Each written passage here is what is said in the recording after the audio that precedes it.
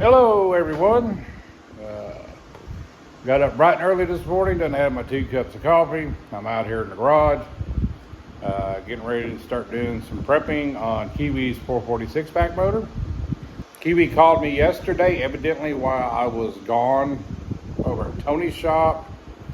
FedEx had came by to deliver the stroker kit. Evidently needs a signature because of the high dollar value of the package.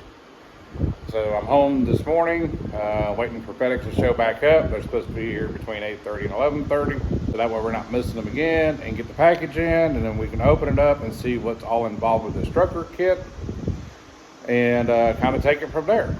So anyway, I was talking briefly yesterday about cleaning things up, re-cleaning the block, and also talking about the cam that Tony did the video on a while back after we tore it apart, and he had found some debris and some shavings and stuff in it, and we kind of came to the conclusion that it was probably from the foundry and or from the manufacturer who went in and reground this cam and whatever else.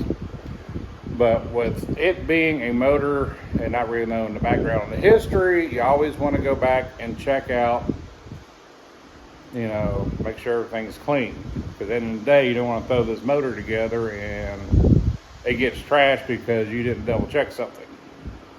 So here's the cam. I'm still trying to run numbers on this thing to find out exactly the manufacturer of the cam, and so I can get an idea what the lift is on this thing and the lobe separation and the base circle.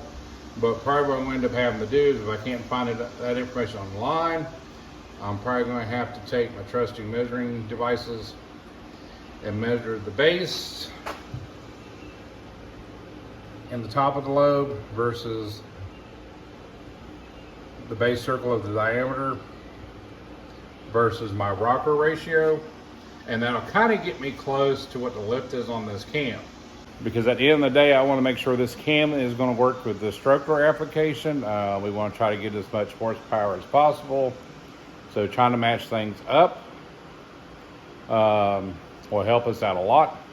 But like I said, I'm going to go ahead and clean this regardless, and even if we don't use it, at least I know it's clean. It can be wrapped up for a future build, along with the pistons and the rods that came out of the other motor, or out of this motor. So anyway, I'm going to get set up, and I'm going to do a clean down on this thing and see if there's any more stuff left in it. If it is, we're going to get it out of there and get the old assembly lube off of it that's been on there for a while. If y'all haven't went back and looked at the videos on this, I appreciate it if you would. It's all marked with either the 446 pack or Kiwi's 446 pack, what's in it, and kind of look back on that. So technically this motor has never been ran. And so I had some comments the other day talking about, or yesterday's video, on new and used parts. Basically everything in this motor was new. The only thing that was not new on this motor was the crank, and I believe the connecting rods, I believe they were cleaned and redone. That was probably the only 2 used parts in this whole motor, but now it's going to be completely all brand new. And but anyway, let's see if we can get some more debris out of this cam. So what I've got here is 2 things I like using, and if you know a fellow musician that's a guitar player, or you can go and pick up a pack of strings. I love using guitar strings for cleaning. They're flexible, but at the same time, they're sturdy enough to get through what you need to go through. I also use brake clean to blow things out. Yes, you can go out and go get the brush kit and everything else.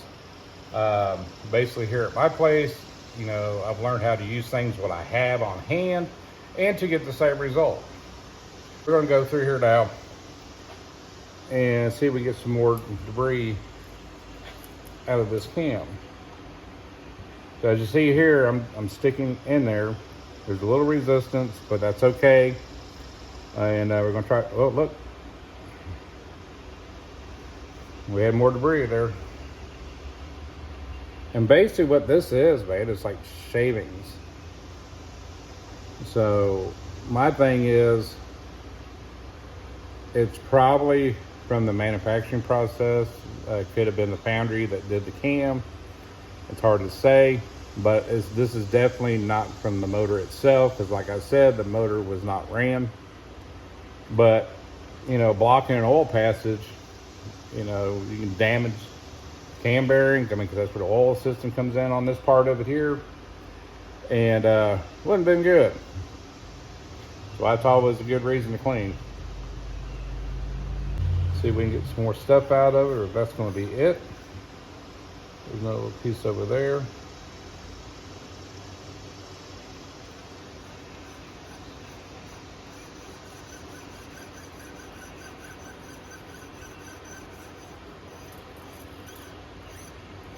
Alright, it looks like it might be. Let's go from the other side.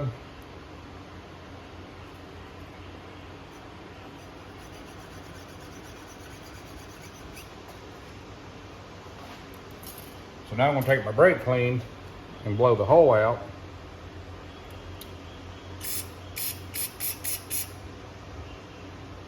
As you can see there, a little bit more stuff came out.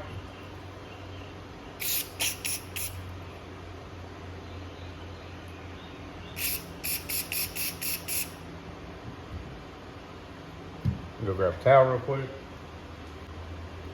Get it all wiped down. So now we know that it's clear and free of debris. Now, I'm going to go ahead and spray this whole cam down because it's been sitting for a little bit. It's been covered up, but you still get dust and everything underneath it. And it's still got the original assembly lube on it. So we're going to get all that off of there and get it nice and clean, ready to go.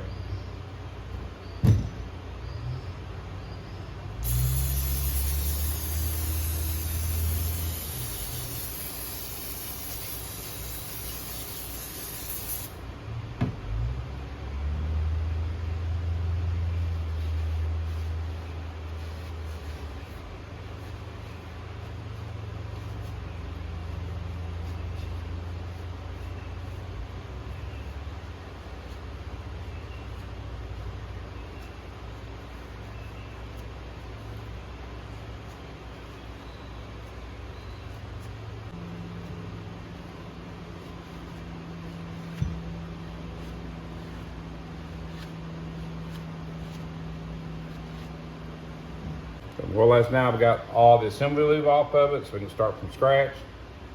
I'm going to go ahead and protect this so it doesn't flash rust on me.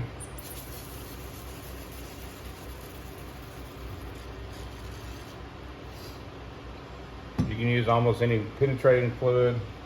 I use either WD-40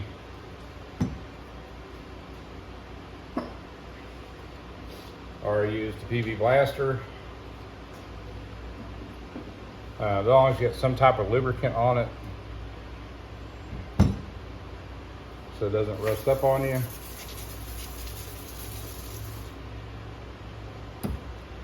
So we're gonna let that sit and absorb a little bit. So now we got that done. I'm gonna wrap it up here in a little bit, set it off to the side in a towel. A lot of things I see a lot in the comments too, comes to engine building and stuff, and get a lot of slack over. Why don't you change the cam bearings out? Get that a lot. And basically this is my thing on it, and it's my personal thing, and it's also kind of like an unwritten thing in engine building. Some may be different than others, but this is my opinion on it, and this is what works for me. Usually the one last set of bearings that usually go out is cam bearings, and some people don't have the cam bearing installation tool to take them out, put new ones in. A lot of people don't do them right. They get them gouged up, so they got to go to the machine shop and have them do it. And basically when you're building on budgets and stuff like that, you know, you try to do what you need to do. There is nothing wrong with using a cam bearing, as long as they're in good shape and don't show any significant wear, any major gouging. It's perfectly fine. I've built a crap load of motors doing this. There's been 3 motors that I've had to build that I actually had to go in and take the cam bearings out. And you can usually judge by looking at them. And if you've been experienced enough building motors, you know if it's still good or not. But you get some people out there that are just like, oh my God, it's not a true engine build because you didn't replace everything. You know, well, a lot of us guys, we don't have the $4,000 or $5,000 to turn around and send everything off, get it balanced, blueprinted, you know, machine shop work. A lot of stuff we do here at home, and this is one of the premises of my channel. You know, it's the everyday guy working on things, working with the budget, working with the tools he has, and still come out with a good product. Now, prime example is Kiwi's 440. All right, this motor's already been built, gone through, never been fired up. And so here's the front cam bearing. I mean, there's no wear on it, and it's not gonna hurt anything putting a new cam in it. So why do I wanna pull the cam bearing out? It saves me a little bit of time. I know it's not gonna affect the cam any, and you can keep rolling with it. But I do keep cam bearings on hand, just in case I have one that needs to be done. Like with my Hemi supply parts here, I've got a bag of stuff. These are valve seats, you know, so I do keep them on hand. And yes, I can use the tool to do it with. But when you're budget building, man, you do what you do. Now, a good thing for Kiwi's motor is it's never been fired up. It's never been really turned over. So the cam bearings are still like new in it. Of course, when we get the stroker kit, it's going to have new rod bearings, main bearings, rings, oilers, all that good stuff. You know, it's just like over here, the push rods are new, timing chain is new. Like I said, it's never been fired up. The lifters that were in it were new. So they're getting reused. And I keep a stockpile of parts on my shelf when I'm doing engine builds. And just because I do build on a budget, you know, it's like here, I've got springs, I got valves, I got retainer clips, main caps, connecting, you know, rocker arm shaft assemblies. You know, because a lot of this stuff can be reused. You just got to do a little cleaning on it. So anyway, I'm going to get back. I'm going to get that cam wrapped up, and I'm going to get onto the block. And hopefully here shortly, the stroker kit will come in, and we'll take a look at that. I'm going to turn around, check all the oiling holes, make sure they're all cleared. Still using my trusty guitar string. And the good thing is I can bend it around to whatever size I need. So I can just go in these holes.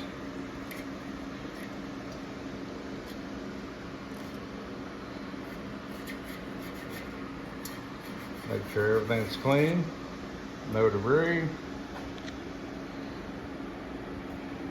So basically you can do this through all of them.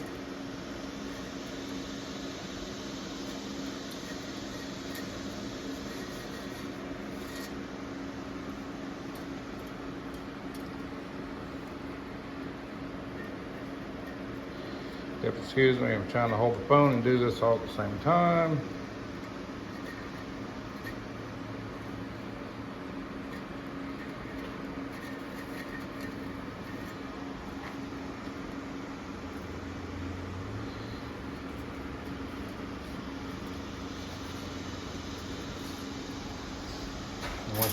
Once you do all that, you go back and do the spray again. I've left the main bearings in off of the old crank, so that way there's no rusting going on underneath.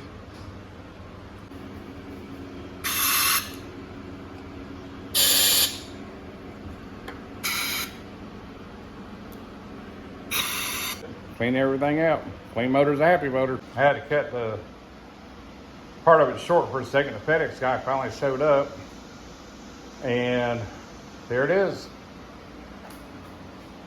Our stroker kit for the 440. So it looks like our bearings and stuff, our invoice from 440 Source.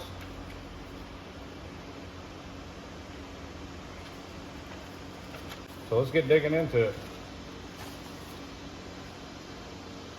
And what I like about 440 Source, they also add, you know, send you different things that you can order through them for what you're doing on your build. And it's got the bob weight, card for the crank and the piston, or for the rods. And it also comes with your starter kit installation. Yes, I actually do read sometimes.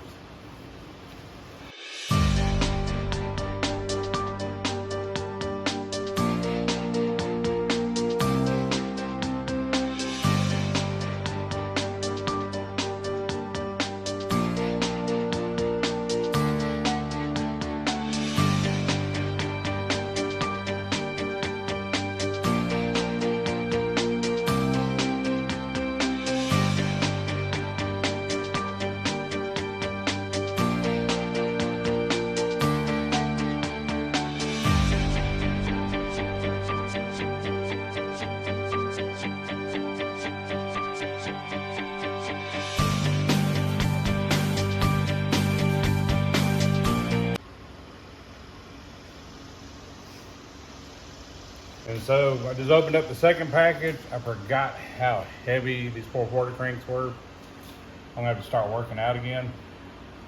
And so here's our crank for the starter kit.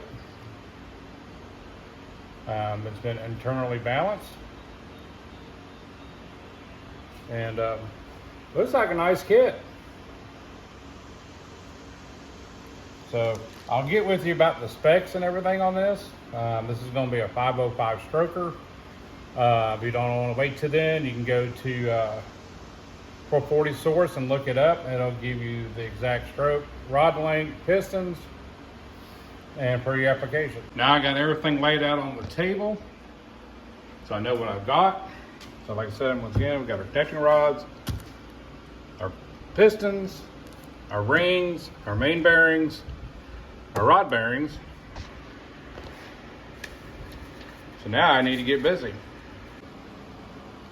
So what I'm doing now is I just got finished removing the main cap bearings and got them set off to the side. What I'm wanting to do now is go ahead and set the new bearings in place and set the crank in place. Okay, now I'm going to clean the crank up. When it came forward, it had a protective wrap around it. So I just got that off. Now we're going to clean everything off of this. You always want to clean your crank.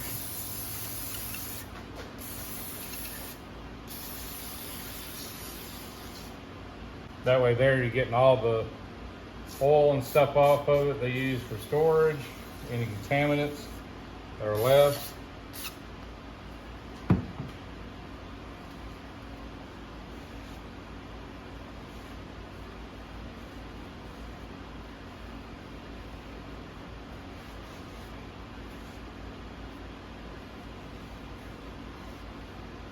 And get you a nice lint-free rag. And if you use shop towel, just make sure if it hits on anything rough, it doesn't leave anything behind.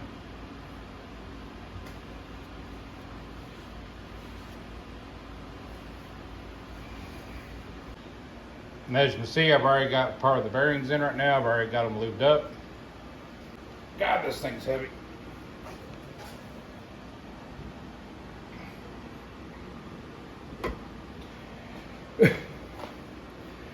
All right, that wasn't too bad. So now I'll go ahead and get the rest of the bearings in and get it torqued down. So right now I'm sitting there putting the main caps in, getting them in place.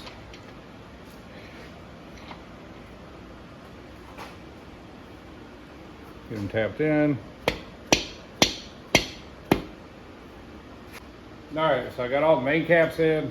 I got them down basically just snug tight.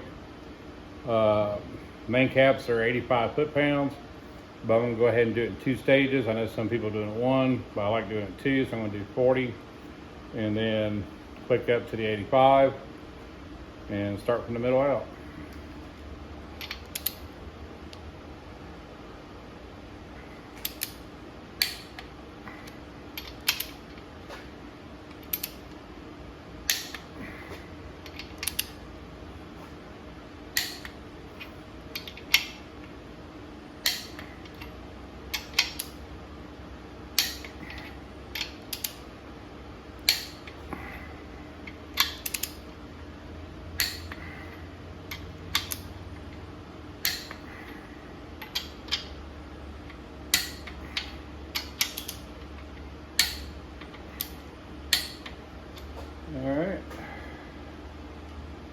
Go ahead and crank her up to 85.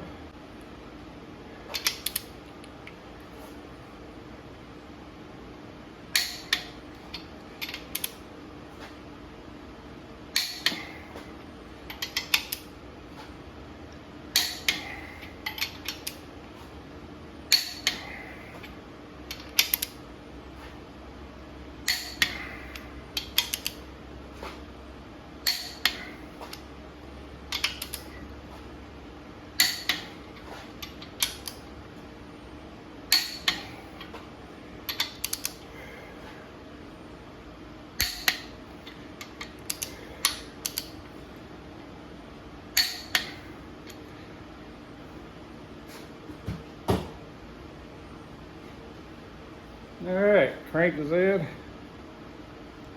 Set at 85 foot-pounds. Moving nice and freely.